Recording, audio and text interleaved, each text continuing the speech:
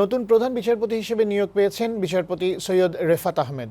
শনিবার রাতে দেশের 25তম প্রধান বিচারপতি হিসেবে তাঁকে নিয়োগ দেন রাষ্ট্রপতি মোহাম্মদ শাহাবুদ্দিন। এর আগে শিক্ষার্থীদের দাবির মুখে সদ্য সাবেক প্রধান বিচারপতি ওবায়দুল হাসান পদত্যাগ করেন। সুপ্রিম কোর্টের আপিল বিভাগের 5 বিচারপতিও পদত্যাগ করেছেন বলে জানিয়েছে আইন, বিচার ও সংসদ বিষয়ক মন্ত্রণালয়। সাজ্জাদুর রহমানের প্রতিবেদন। বাংলাদেশ সুপ্রিম কোর্টের প্রধান বিচারপতি হিসেবে সৈয়দ রেফাত আহমেদকে নিয়োগ দিয়েছেন রাষ্ট্রপতি। শনিবার রাতে আইন মন্ত্রণালয়ের আইন ও বিচার বিভাগ থেকে জারিকৃত এক প্রজ্ঞাপনে এ তথ্য জানানো হয়। দেশের 25তম প্রধান বিচারপতি হিসেবে দায়িত্ব পালন করবেন সৈয়দ রেফাত আহমেদ। এদিকে আপিল বিভাগের 5 বিচারপতি এম এনায়েতুর রহিম, মোহাম্মদ আবু জাফর সিদ্দিকী, জাহাঙ্গীর হোসেন, মোহাম্মদ শাহিনুর ইসলাম ও কাশেফা হোসেন পদত্যাগপত্র জমা দিয়েছেন। রাষ্ট্রপতি তাদের পদত্যাগপত্র গ্রহণ করেছেন বলে প্রজ্ঞাপনে জানিয়েছে আইন মন্ত্রণালয়। শেখ হাসিনার সরকার পতনের পর বন্ধ ছিল দেশের সর্বোচ্চ আদালতের কার্যক্রম।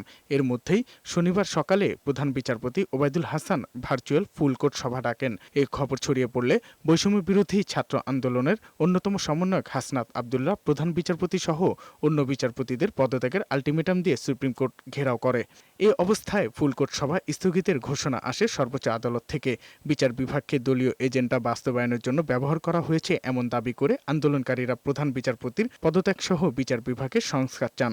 স্বৈরাচারী অবৈধ সরকারের পিরিয়ডে তারা কিন্তু নিয়োগ পেয়েছে এই বর্তমান যে জাজরা আছে বিচারপতিরা, তাদের দ্বারা সুষ্ঠু বিচার হওয়া কোনোভাবেই সম্ভব না। ন্যায় বিচার প্রতিষ্ঠা করার জন্য তাদের সংস্কার করা অতীব জরুরি। দেশের কোনায় কোনায় যেখানে যত ফ্যাসিস্ট রেজিমের দোষর আছে সবাইকে পদত্যাগ করতে হবে। ছাত্র বিক্ষোভের মুখে মেয়াদ পূর্তির 1.5 বছর আগে প্রধান বিচারপতি ওবায়দুল হাসান পদত্যাগ করেন। ফেসবুকে ভিডিও বার্তায় এ খবর দেন অন্তর্বর্তীকালীন সরকারের আইন উপদেষ্টা আসিফ নজরুল।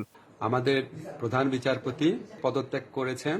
ওনার পদত্যাগপত্র ইতিমধ্যে আইন মন্ত্রণালয়ে এসে পৌঁছেছে। এদিকে সুপ্রিম কোর্টের জনসংযোগ কর্মকর্তা জানিয়েছেন, সুপ্রিম কোর্টের বিল্ডিং, রেকর্ডসমূহ রক্ষা, বিচারপতিদের বাড়িঘর ও শারীরিক হেনস্থা থেকে রক্ষা এবং অন্যান্য আদালত রক্ষার স্বার্থে প্রধান বিচারপতি পদত্যাগ করেছেন। সাজ্জাদুর রহমান, বৈশাখী সংবাদ, ঢাকা।